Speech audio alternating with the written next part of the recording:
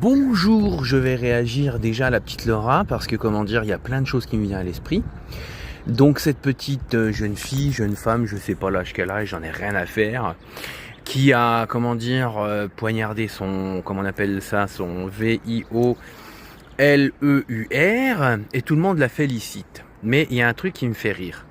Déjà, ça me fait rappeler le guet-apens qu'a subi un mec vers 2022-2023, un truc comme ça, à Nancy.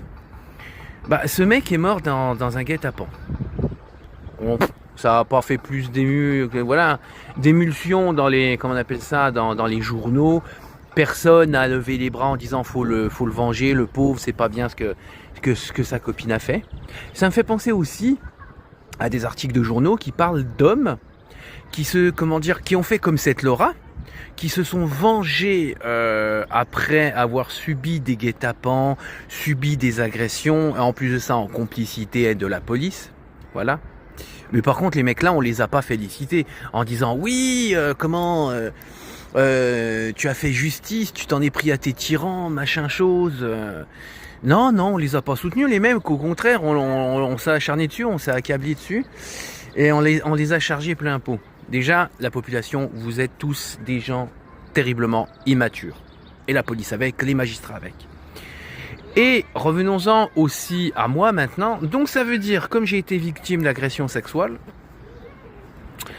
et que, voilà, donc ça veut dire, si on légitimise le fait que cette jeune fille a fait ce qu'elle a fait auprès de son agresseur, donc ça veut dire que moi, on peut me dire, m'encourager à aller au commissariat d'Agondange, prendre ma batte de baseball et puis aller dévisager des agents de police qui m'ont créé cette agression sexuelle.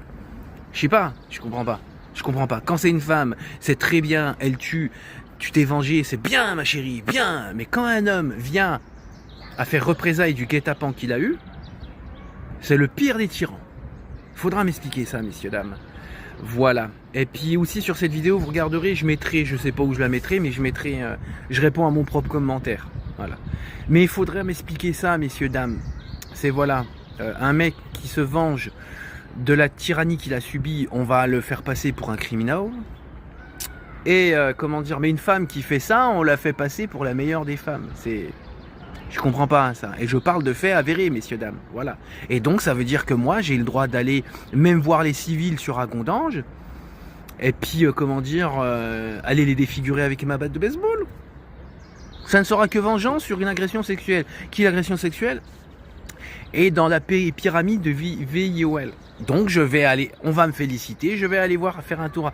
Et encouragez-moi, messieurs, dames. Salut, moi je vous laisse, vous êtes tellement immatures, la population, les magistrats et les flics. Égocentrisme, narcissisme, on utilise souvent ces mots comme des synonymes. En psychologie, c'est une erreur et voici pourquoi. L'égocentrisme, ce n'est pas une maladie mentale, c'est un mode de fonctionnement psychologique qui empêche de se décentrer de son propre point de vue. Un égocentrique a tendance à parler surtout de son vécu, à ramener les discussions à lui, en oubliant que les gens existent indépendamment de sa personne. Mais une personne égocentrique peut éprouver de l'empathie, peut se remettre en question et évoluer, ce n'est pas une pathologie détectable. Le narcissisme, en revanche, peut relever d'un trouble mental reconnu, celui de la personnalité narcissique. Il se caractérise notamment par un sentiment de supériorité, un besoin de reconnaissance et un sérieux manque d'empathie. Ici, on ne parle plus d'un trait de caractère, mais d'un fonctionnement durable qui structure les relations aux autres. Et c'est d'ailleurs sur les relations aux autres que la vraie différence entre narcissisme et égocentrisme se joue. L'égocentrique a du mal à voir l'autre, mais le narcissique, lui, le voit, mais l'utilise pour renforcer sa propre image. Dans un cas, l'autre est oublié, dans l'autre, il est utilisé. Bref, se centrer sur soi, ce n'est pas un trouble, utiliser les autres peut en être un. Si ce format t'aide à comprendre la santé mentale, abonne-toi.